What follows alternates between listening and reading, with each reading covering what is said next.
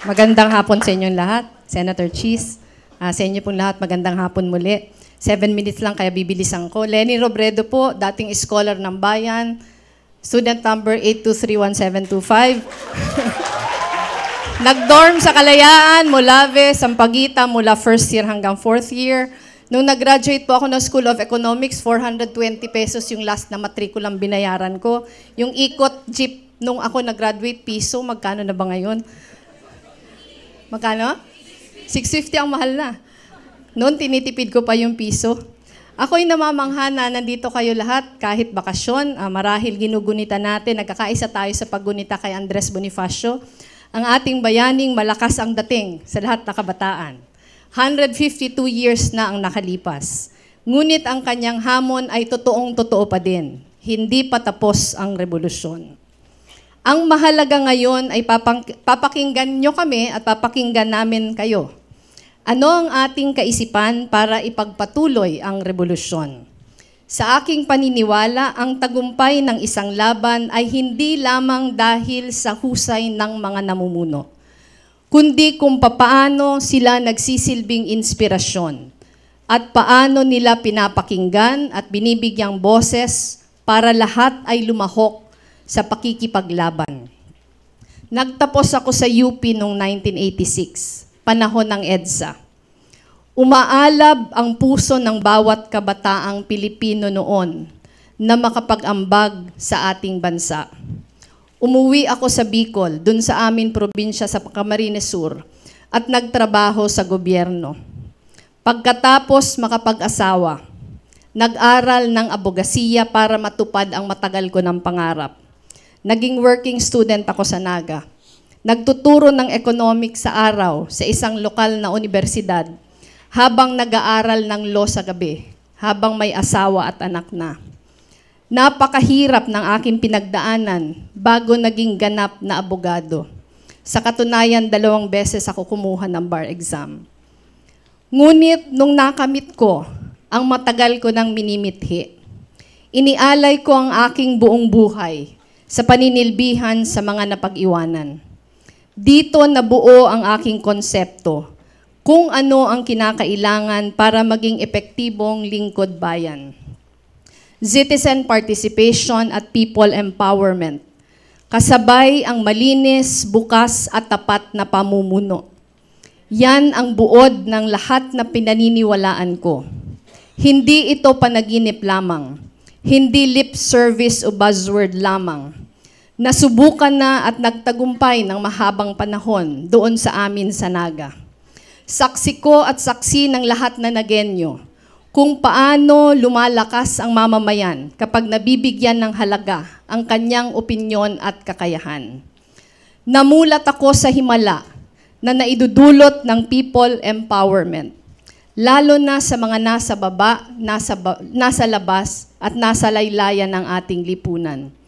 Mga kababaihang naaabuso sa sariling tahanan, mga hikahos na magsasaka at mangingisda, mga informal settlers na walang kasiguruhan kung kailan papaalisin sa kinatitirikan ng kanilang tinitirhan, mga manggagawa na walang kasiguruhan sa trabaho, mga akusadong walang pambayad ng abogado, mga katutubo na nangangarap lamang na mapansin at matanggap bilang karaniwang Pilipino.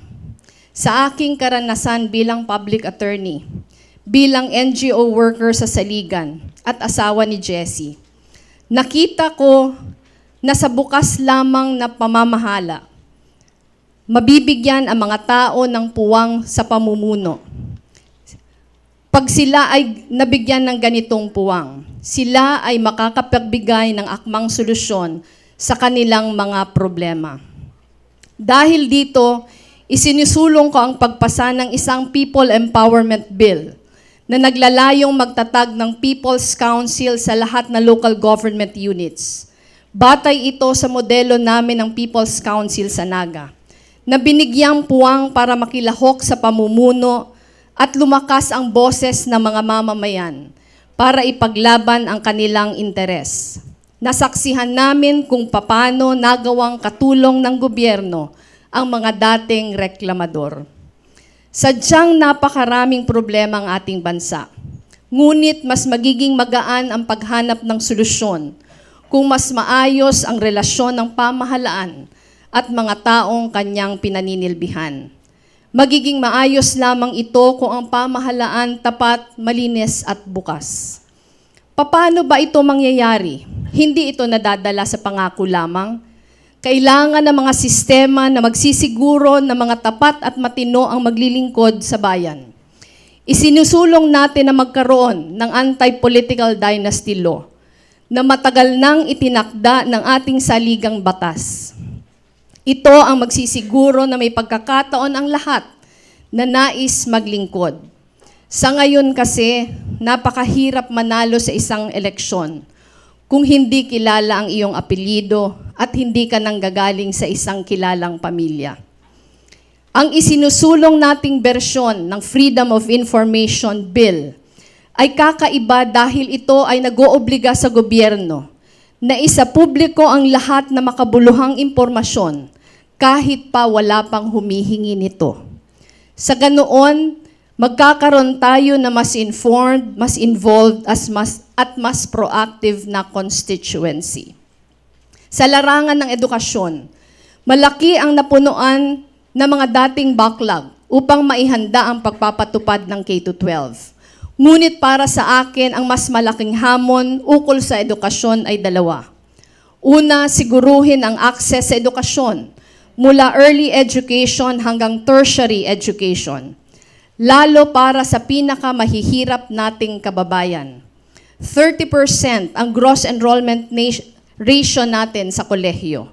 Ngunit 8% lamang ang mula sa pinakamahihirap nating kababayan.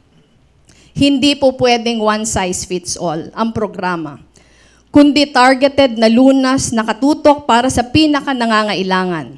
Ikalawa, noong 2014, 21.6% ng unemployed ay college graduates.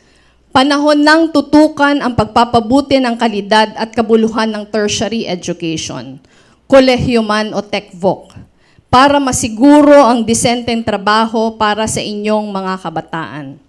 Balikan natin ngayon si Gat Andres Bonifacio. Napatay siya ng maaga dahil sa hidwaan ng mga lider.